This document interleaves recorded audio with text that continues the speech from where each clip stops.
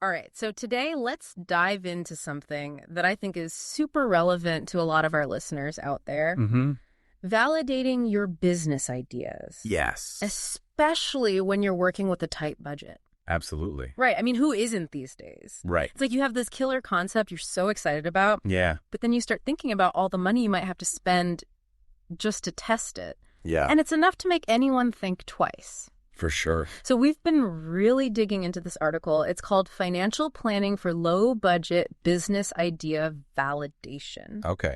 And it's packed with these really smart strategies I like it. and these inspiring stories from entrepreneurs who have actually made it work, Love to hear it. on a shoestring. Yeah. So get ready, because we're about to unpack some seriously actionable tips Okay. that prove you can validate your idea, Yeah. even if you don't have a ton of cash to throw around. I think what's so fascinating about this whole approach is that it kind of flips the script on that traditional startup mentality. Right. Where it's all about raising tons of money up front. Yeah. Yeah. This is different. Totally. This is about being strategic. Mhm. It's about making every single dollar work as hard as it possibly can. It's about being clever, not cash-strapped. Exactly. And one of the things that really stuck with me from this article Yeah. was how important it is to set a strict budget cap Right right from the get-go. at the beginning, yeah. Like, for your entire validation phase, Yes. to think of it like a safety net. I like that. It's that financial boundary that keeps your entrepreneurial spirit, In check. in check from running wild. Yeah, it's easy to get carried away. Oh, totally. Yeah. Especially when you're passionate. Absolutely. But this article had this great example of this woman, Sarah. Okay. She wanted to start an online marketplace for sustainable fashion, Okay, cool. which is awesome. Very cool. But she could have easily gotten caught up in all the bells and whistles. Right, like website design, inventory marketing, all of that. Yeah, you can spend a lot of money Oh, so much. very quickly. But instead, she was like, okay, I'm setting a realistic cap for myself. Good for her. $1,000. Smart. That's it. I love it. And setting that financial boundary right from the start, Yeah. total game changer. Forcing yourself to prioritize Yes. and get creative Exactly. because you're working with constraints. Constraints breed creativity, that's what they say. That's right. So for Sarah, what did that look like? Yeah. She decided to focus that initial budget Yeah. on a few key things. Okay. Building a really simple landing page, Okay. running some very targeted Facebook and Instagram ads, Smart. just to kind of gauge interest, Dip her toes in the water. Exactly. And then using free online survey tools Love it. to get feedback from potential customers. So smart. It's amazing what you can do with a little ingenuity and a tight budget. Oh, absolutely. And you know what? That- I think that having a budget sometimes forces you to be more creative. I totally agree. You have to be resourceful. You have to think outside the box Exactly. to stay within those boundaries. And this article, it had this other example that I thought was really helpful. Okay. This guy, Tom, Okay. he had an idea for a food delivery app. All right. And he really meticulously budgeted for things. Okay. Like developing just a very basic prototype of the app. Okay. He got a subscription to a really cost-effective survey tool Sure. for market research. Yeah. And he even allocated a small amount of money Okay. to try some targeted Facebook ads. So smart. And what I loved about his approach Yeah. was that he understood that for his particular idea, Yeah. having a basic prototype Right. and getting user feedback Yeah. was absolutely essential. So he prioritized those expenses Exactly. over things like like a fancy website a fancy website. or some big expensive marketing campaign. Right. It was all about strategic allocation. Exactly. Yeah. And that's a point I can't stress enough. Mm-hmm. Your validation budget Yeah. should be a reflection of your specific business needs. It's not one size fits all. Not at all. You've got to tailor it Absolutely. with what you're trying to achieve. I love that you're highlighting that. It's so important. It's really key. And it's about being laser focused Yes. on what validation activities will actually move the needle 100%. for your specific idea. Yes. So, for example, this article talked about Emma, Okay. who wanted to start a handmade jewelry business. Okay. And for her, validation meant actually getting her jewelry Yeah. in front of potential customers, Smart. face-to-face at You local go. craft fairs. I love it. So she allocated a bigger chunk of her budget Okay. to securing a booth Nice. at a really popular craft fair, Love it. and then creating some really high-quality product samples. Makes sense. So it's not just about spending less. It's about spending smarter. 100%. It's about really understanding Yeah. that validation isn't about proving your idea is perfect. Right. It's about gathering enough information Yeah. to make an informed decision. Data points. Yes. Data points. Yeah. About your next steps. That's it. And sometimes Yeah. those informed decisions might be to pivot, Yeah. right? Like to refine your idea. Totally. Or even to scrap it altogether. And that's okay. And that's okay. It's all part of the process. It's all part of the process. Absolutely. Speaking of being smart with resources, Yes. let's talk about a topic that I think makes a lot of entrepreneurs nervous. Oh. Marketing. Yes, marketing. Oh, marketing on a shoestring budget. That's where things get really interesting. Right. Yeah, there's this myth out there Totally. that you need a massive marketing budget to even make a dent. Right.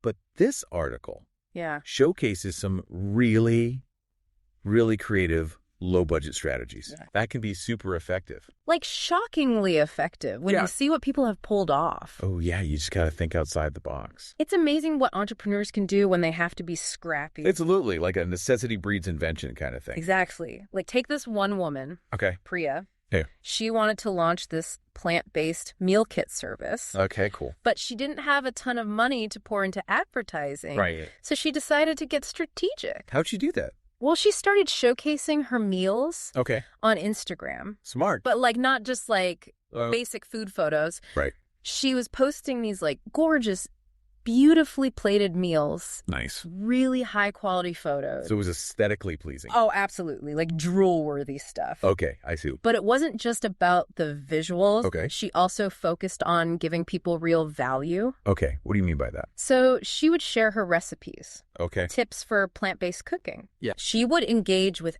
everyone who commented on her posts. Smart. She really understood that building a community Hmm. around her brand Yeah. was way more valuable Absolutely. than just like throwing money at random ads. Right, and that's free. Exactly. And it worked. Did it? Yeah. She built up this really loyal following. Nice. She was getting real-time feedback on her recipes. Wow. Essentially, she was validating her idea Right. before she even like packaged her first meal kit. That's amazing. Right. Like that's the power of organic reach. It's free. It is when it's done well. Absolutely. That'd be so powerful. It's all about really understanding your target audience. Yes. And then meeting them where they are. So true. And it's not just social media. Okay, so what else are we talking about here? Well, remember David from the article? Please, yeah. Yeah, he was developing that time management app. Oh, yeah, okay. So instead of spending a bunch of money on advertising, Okay. he started a blog. A blog. Okay. I mean, I know it sounds kind of old school, it does a little bit. but hear me out. Okay, I'm listening. He was strategic about it. Oh, okay, how so? Well, he knew his target audience was busy professionals, Like- people who were looking for practical tips to be more productive. Yeah, that makes sense. So he was publishing genuinely helpful content Okay. consistently, Like what? like no fluff, just actionable advice. Okay. And he positioned himself as like an authority Okay. in the time management space. I see where you're going with this. And by the time he was actually ready to launch his app, Yeah. he had this built-in audience. It's like he was priming the pump exactly before he even, built the well. 100%. See, that's a good I analogy. like that. Okay, so we've got social media marketing, we've got content marketing. Mm-hmm. What about email marketing? Oh yeah, Did they talk about that in the article? they did. Okay, tell me more. So this woman Lisa, she had this idea for an online course, Okay. and she used MailChimp, the free plan, Oh, smart. to start building her email list Okay.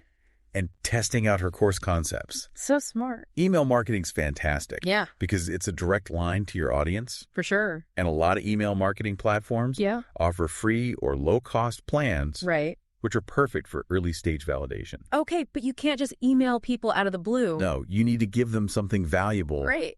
in exchange for their email address. Exactly. Like, what kind of thing are we talking about here? So Lisa offered this free downloadable guide Okay. that was related to her course topic, Sorry. and she used that to start building her list. I love that. Yeah, it's a win-win. It is. They give a little something to get something in return. Okay, I have to ask. Yeah. Did they talk about any of those like guerrilla marketing tactics? Oh, yeah, for sure. Okay. Tell me everything. So there's this one guy, Mike. Okay.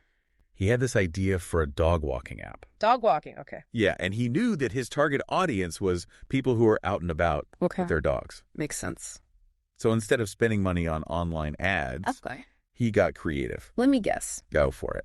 Did he teach the dogs to distribute flyers? No, but I kind of love that idea. Right. Yeah. It would have been amazing. That would have gone viral for sure. Okay, so what did he do? He created these really eye-catching chalk art ads Oh, cute. on sidewalks Okay. in dog-friendly areas. That's smart. Yeah, it was low cost, high impact, I love that. and it generated a ton of buzz. See, that's what I'm talking about. Word of mouth is gold. It is. It's the best kind of marketing. It's free marketing. Exactly. So it's like that old saying, like, the best marketing doesn't feel like marketing. Exactly. But what about those situations where you really need to tap into an existing network? Oh, yeah. That's huge. Like, did they talk about partnerships or anything like that? They did. They highlighted some really smart partnership strategies. Okay. Like what? So this woman, Sophie, had this great idea for a yoga mat, Okay. but she knew she needed to get feedback Yeah, of course. from her target audience. Yoga people. Exactly. Okay. So she reached out to local yoga studios Smart. and she offered free mats to instructors Okay. in exchange for promoting her prototypes to their Yeah. students. That is so smart. Right? It's a win-win. Exactly. She gets feedback, and the instructors get free mats high-quality mats for their students. for their students. It's brilliant. Okay, speaking of things that are smart, Yes. let's talk about something that's just as important as marketing your idea. Okay. Book's on. Managing your personal finances Okay. during this whole validation phase. It's a balancing act, right? Yeah. You're trying to chase your entrepreneurial dreams, It is. but you also have to keep your financial feet firmly planted on the ground. Right. It's a delicate dance. Totally. And this article did a really good job of addressing that tension. It did. And, one of the simplest but most effective things you can do Yeah. is set clear boundaries between your personal finances and your validation budget. Okay, so you're saying, like, pretend those two worlds exist in different dimensions. Kind of. It's all about being intentional. Okay. So, for instance, there's this guy, John, in the article. Okay. He was testing out this idea for a weekend tour guide service. Okay. Oh. And he made a decision right from the start Yeah. to fund his validation entirely from his fund money. Oh, interesting. Like his entertainment budget. Exactly. So Right. the money he would have normally spent going out to eat Yeah. or, going to the movies, Okay. that went straight into his validation fund. So it's about making conscious choices. Yeah. And sometimes sacrifices Sometimes. to make room for your dreams. It's about priorities. Exactly. Now, what about entrepreneurs who are working a full-time job Right? while also trying to get their side hustle off the ground? Well, the article had a really inspiring story about that. Oh, tell me. So there was this woman, Maria. Okay. She had a 9-to-5, but she was also working on launching her freelance graphic design business Awesome. during her evenings and weekends. Wow, she's a hustler. Right. But here's the thing. Yeah. She made a rule for herself. What's that? She would only use income from her freelance work. Okay. Like if she picked up some extra freelance projects, Yeah. or if she had any overtime pay from her day job, Okay. that money would go towards her validation expenses. That's so smart. Right. It's about leveraging those extra pockets of income. Yeah. And protecting your primary source of income. Exactly. But sometimes, Yeah. even with the best budgeting and a little extra hustle, Totally. you might find yourself needing a bit of a financial boost. 100%. So did the article talk about funding? It touched on a few different options. Okay, like what? But first it mentioned the good old-fashioned friends and family loan. Right, the bank of mom and dad? Exactly. But What? it's really important to approach these kinds of loans with caution. Like any loan, you need to be transparent, Right. have a clear repayment plan, Yes. and treat it like a business arrangement. Absolutely. The article talked about this guy, Ryan, who needed money for a prototype. Okay. He wanted to create this new kitchen gadget, Oh. and he ended up getting a small loan from his parents. Oh, nice. But they were both very clear about the terms. Smart. They drew up an agreement, Good for them. which, just makes everything above board. It's a good reminder that sometimes the resources we need are closer than we think. Absolutely. But, of course, friends and family loans aren't for everyone. Right. So what are some other options? Well, the article also talked about microloans. Oh, yeah. Those are great for small businesses. They can be a lifeline, especially for early-stage entrepreneurs. Totally. Like they might not qualify for a traditional bank loan. Exactly. And there are so many great organizations out there Yeah. that are dedicated to supporting small business. There really are. And they offer these microloans. The article gave an example of this woman, Tina, She made these amazing artisanal soaps, Okay. and she was able to get a microloan to fund some market research Oh, smart. and even an initial production run of her soaps. That's awesome. So she was able to use that funding to get her products out into the world. Exactly. And to start getting feedback from real customers. Love it. Okay, now we've talked about loans. Yeah. What about something that doubles as a marketing opportunity? Oh, you mean like crowdfunding? Yes. Did they talk about that in the article? They did. They highlighted platforms like Kickstarter and Indiegogo. Those are great. They're not just for raising money, though. Oh. They're also a fantastic way to validate your idea publicly. Oh, I see what you mean, because you're putting it out there. Yeah, sure. You're seeing if people are actually willing to back it with their hard-earned cash. Exactly. And the article had this great example of this guy, Marcus. Okay. He designed this really cool board game. Fun. Right. Yeah. So he launched a Kickstarter campaign, Nice. and it was a huge success. Awesome. So he got the funding to produce the game? He did.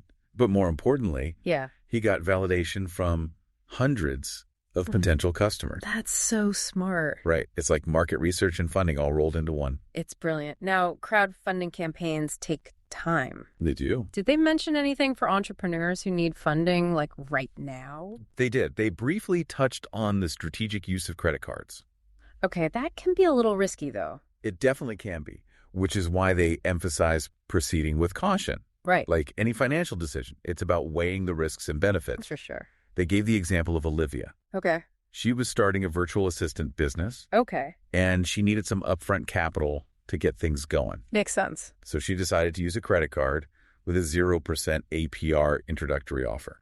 Okay, that's a good strategy if you can pay it off quickly. Exactly. And that was her plan all along. Good for her. It's definitely not for everyone, though. No, definitely not. You really have to be diligent about paying off that balance before the interest kicks in. Absolutely.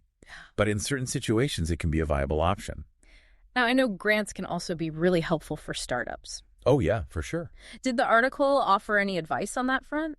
It did. It encouraged entrepreneurs to explore all their options, Okay. to do their research, look for small business grants Mm-hmm. and competitions both locally and within their specific industry. That's great advice. And, sometimes even just your local community can have these amazing resources. Oh, really? The article talked about this guy, Hassan. Okay. He had this idea for an educational technology company. Nice. And he actually ended up getting a grant from his university's entrepreneurship program. Wow, that's amazing. Right. So Yeah. it's a good reminder to really explore all those avenues. For sure. Wow, we've covered so much ground today. I know, right? We've talked about everything. From setting a validation budget to exploring funding options. Creative marketing strategies. Yeah, those guerrilla tactics. Word of mouth is everything. It really is. It all comes down to this idea that with a little resourcefulness, Absolutely. some careful planning, Yeah, and a whole lot of entrepreneurial spirit, 100%. validating your business idea on a budget is not only possible, It's doable. it's totally doable. So as we wrap up this deep dive, Yeah. what's the one thing you hope our listeners take away from this conversation? I just want every listener to feel empowered. I love that. Empowered knowing that they don't have to wait to pursue their dreams. Right. They can start validating their ideas today. Even if they don't have a ton of money. Exactly. It requires strategic thinking, adaptability, and a willingness to learn. Yes. But the rewards are so worth it. I couldn't agree more. And you know what? This whole conversation has got me thinking. Yeah. We've talked about all these different validations, Chimajis. We have? Which one resonated most with you? Good question.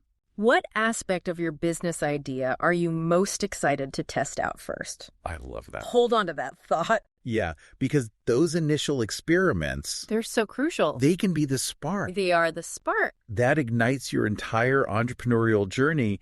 And on that note, to new beginnings. to new beginnings, cheers to validating smarter, dreaming bigger, and turning those brilliant ideas Cheers to that. into realities. Until next time. See you next time.